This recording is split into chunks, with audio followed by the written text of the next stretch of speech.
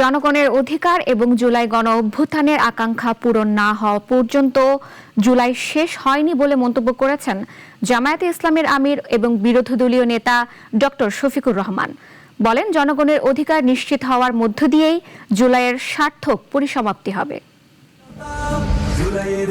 রাজধানীতে বিরোধী দলীয় নেতার সরকারি বাসভবনে জুলাই এখনো শেষ হয়নি শীর্ষক প্রদর্শনী শেষে সাংবাদিকদের সঙ্গে আলাপকালে জুলাইয়ের আকাঙ্ক্ষা পূরণ না হওয়ার দাবি করেন ডাক্তার শফিকুর রহমান।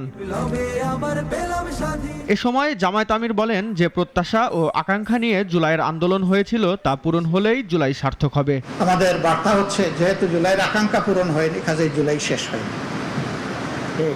জুলাই সেদিনই একটা ভালো পরিসমাপ্তি পাবে যেদিন জনগণের অধিকার নিশ্চিত হবে। যে জন্য এই আন্দোলনগুলো হয়েছিল, যে প্রত্যাশা নিয়ে আকাঙ্ক্ষা নিয়ে, এটা যখন পূরণ হবে জুলাই সেদিন সার্থকতা হবে। আর আমরা লিখবো না যে জুলাই শেষ হয়নি।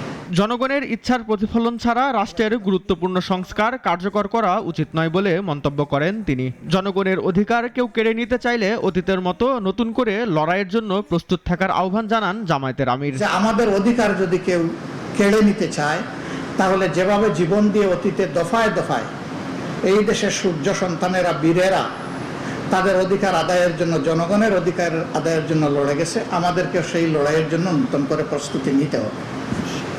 আমাদের আয়োজনের এটাই বার্তা। পরে রাজধানীর কাকরাইলে আয়োজিত জাতীয় উলামা প্রতিনিধি সম্মেলনে যোগ দিয়ে মর্যাদাপূর্ণ জাতি গঠনের প্রত্যয় ব্যক্ত করেন ডাক্তার শফিকুর রহমান। আমরা জামাতে ইসলামের বিজয় চাই না, আমরা মানবতার বিজয় চাই। রেজাই রাব্বি, নাগরিক, ঢাকা। তারাই তো উলামা